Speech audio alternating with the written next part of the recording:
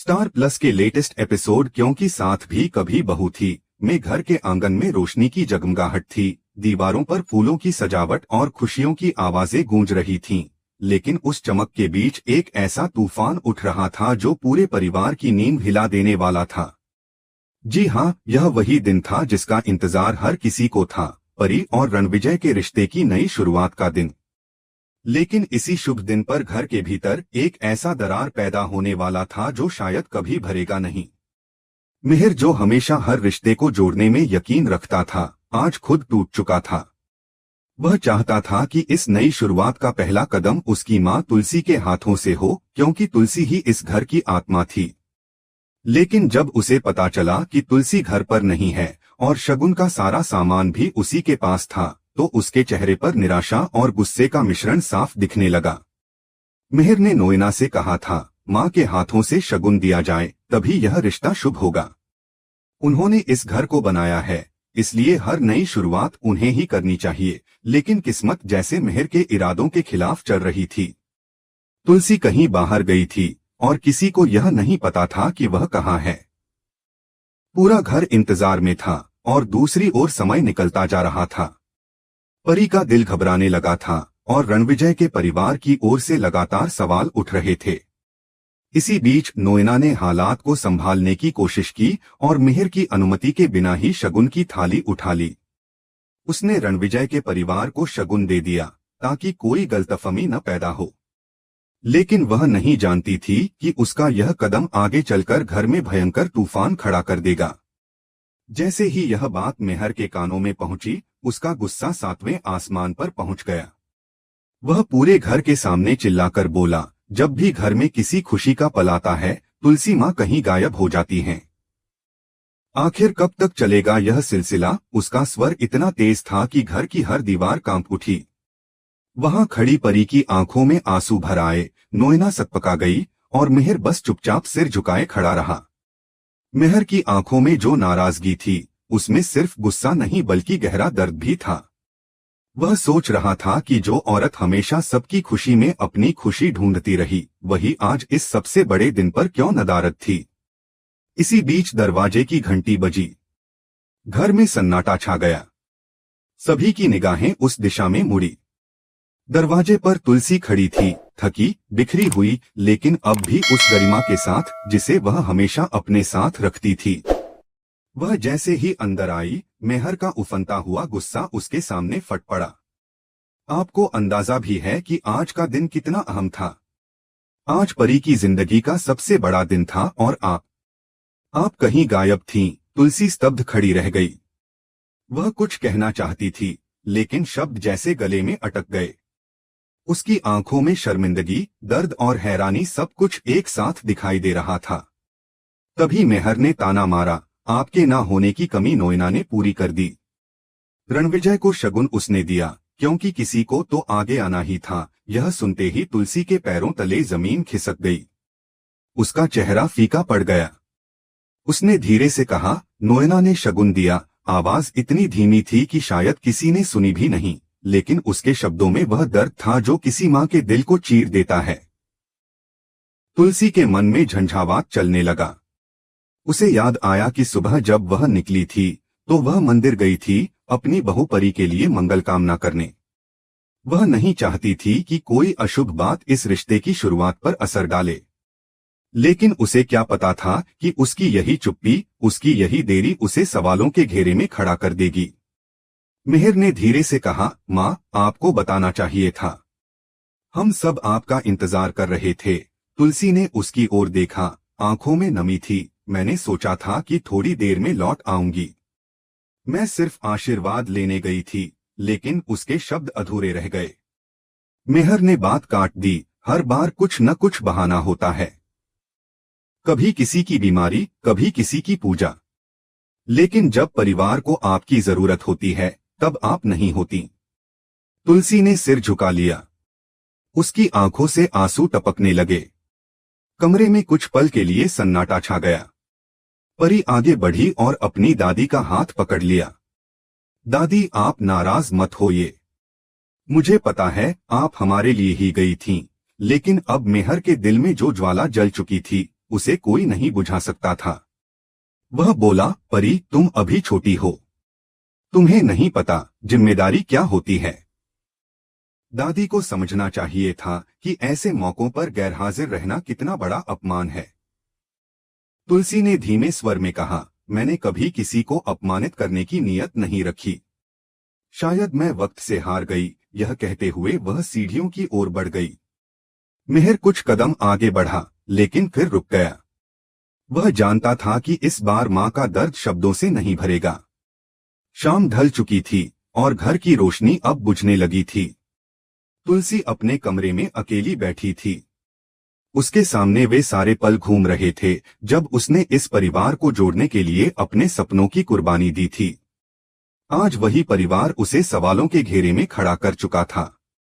वह सोच रही थी, क्या सच में मेरी जगह अब इस घर में नहीं रही। बाहर से मेहर और मेहर की बहस की आवाजें आ रही थीं, लेकिन तुलसी अब खामोश थी। रात के सन्नाटे में उसने एक दीपक जलाया और भगवान से कहा, अगर मैंने कुछ गलत किया है तो मुझे सजा दो, लेकिन मेरे परिवार को टूटने मत देना। दीपक की लौ टिमटिमा रही थी, जैसे उसकी उम्मीदें भी डगमगा रही हों।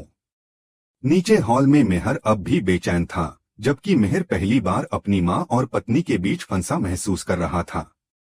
नोएना, जो दिन भर सबके सामने संयमित दिखी थी, अब खुद अपराध बोध में डूबी हुई थी। अगले ही पल तुलसी का फोन बजा और स्क्रीन पर एक अनजान नंबर झिलमिलाया। उसने फोन उठाया और दूसरी तरफ से आई आवाज ने उसकी आंखों को चौड़ा कर दिया। यह आवाज किसी पुराने रिश्ते की थी, जो अब फिर से उसके जीवन में कदम रखने वाली थी। एक नया मोड़, एक नया रहस्य जो इस परिवार की नींद को और हिला देगा। तुलसी कमरे के कोने में बैठी है, उसकी निगाहें खाली दीवार पर टिकी हुई हैं, लेकिन मन में अनगिनत सवालों का ज्वालामुखी फट रहा है। क्या अब सच में उसके परिवार को उसकी जरूरत नहीं रही? क्या मेहर ने उसका साथ छोड़ दिया है, या फिर किसी ने उसके और मेहर के बीच कोई ऐसा बीज बो दिया है जो अब दीवार बन चुका है? उसके दिल में उठता तूफान बाहर तो नहीं दिखता, पर उसकी आंखों की नमी हर बात बयां कर देती है।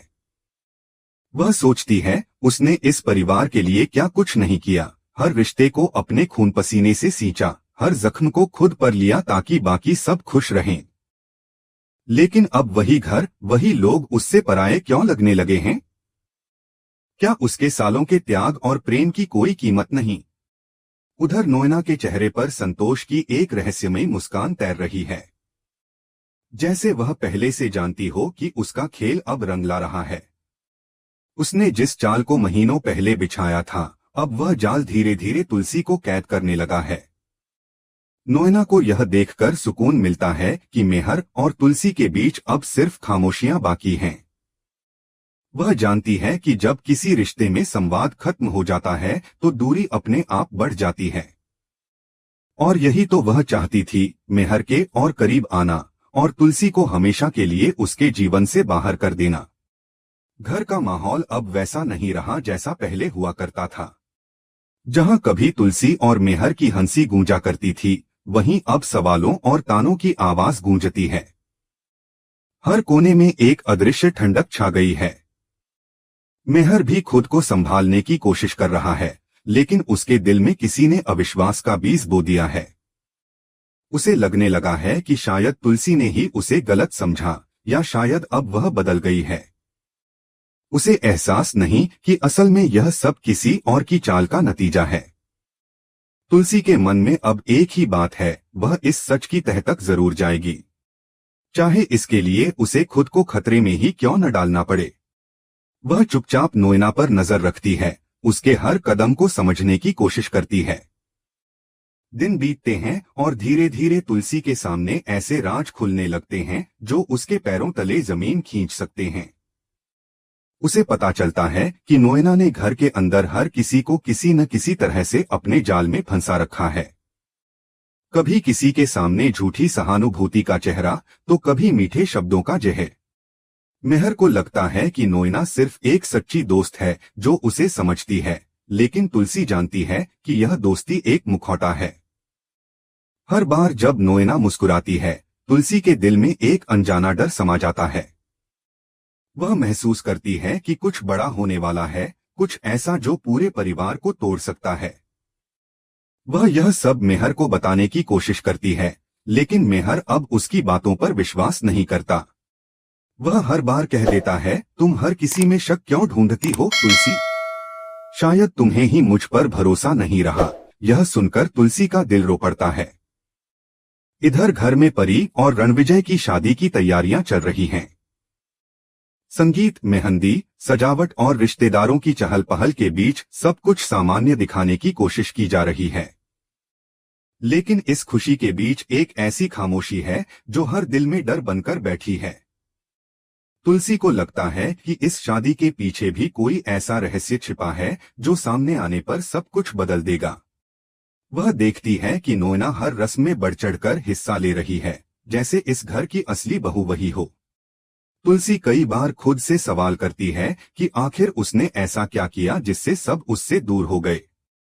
क्या उसका सच्चा प्यार ही उसकी सबसे बड़ी गलती बन गया? वह रातों को जागकर सोचती है कि जिस रिश्ते के लिए उसने खुद की पहचान भुला दी, वही रिश्ता अब उसे नकार क्यों रहा है। कभी कभी वह मेहर की पुरानी बातें याद करती है, तुम मेरे जीवन की ताकत हो तुलसी। लेकिन अब वही मेहर आंखें फेर लेता है। नोएना अपने कमरे में आईने के सामने खड़ी होती है और अपने आप से कहती है, अब कोई मुझे नहीं रोक सकता। उसकी मुस्कान में एक ऐसा विष है जो धीरे धीरे पूरे परिवार में फैल चुका है। पर उसे यह नहीं पता कि तुलसी अब उसकी चालों को पहचान चुकी है। तुलसी अब वही नहीं रही जो सबकी खुशी के लिए चुप रहती थी। वह अब अपने और अपने परिवार के लिए लड़ने को तैयार है। मेहर भी अंदर से टूट रहा है। उसे लगता है कि वह किसी दो राहों पर खड़ा है, एक तरफ उसका अतीत यानी तुलसी और दूसरी तरफ वर्तमान यानी नोएना। लेकिन दिल के किसी कोने में अब भी तुलसी की याद बाकी है। उसे बार बार लगता है कि शायद उसने कोई गलती की है। वहीं नोएना लगातार उसकी सोच को अपने पक्ष में मोड़ती जा रही है। जैसे जैसे शादी का दिन नजदीक आता है, वैसे वैसे घर की दीवारों पर तनाव बढ़ता जाता है। तुलसी के चेहरे पर अब एक अजीब सुकून दिखने लगा है, क्योंकि उसे यकीन है कि सच चाहे देर से सामने आए, लेकिन आएगा जरूर। वह तय कर चुकी है कि वह इस बार किसी भी कीमत पर नोएना का असली चेहरा बेनकाब करेगी। कहानी अब उस मोड़ पर पहुंच चुकी है जहां हर एपिसोड एक नए रहस्य को उजागर करेगा। कभी तुलसी की आंखों से बहते आंसू दर्शकों के दिल को छू लेंगे, तो कभी मेहर का गुस्सा आपको भीतर तक झकझोर देगा। नोएना की चालें अब अपने अंतिम पड़ाव की ओर बढ़ रही हैं, लेकिन खेल खत्म होने से पहले वह और भी खतरनाक वार करेगी। परी और रणविजय की शादी इस पूरे घर की किस्मत तय करने वाली है, क्योंकि इस जश्न के बीच छिपा है एक ऐसा तूफान जो सब कुछ बहा ले जाएगा।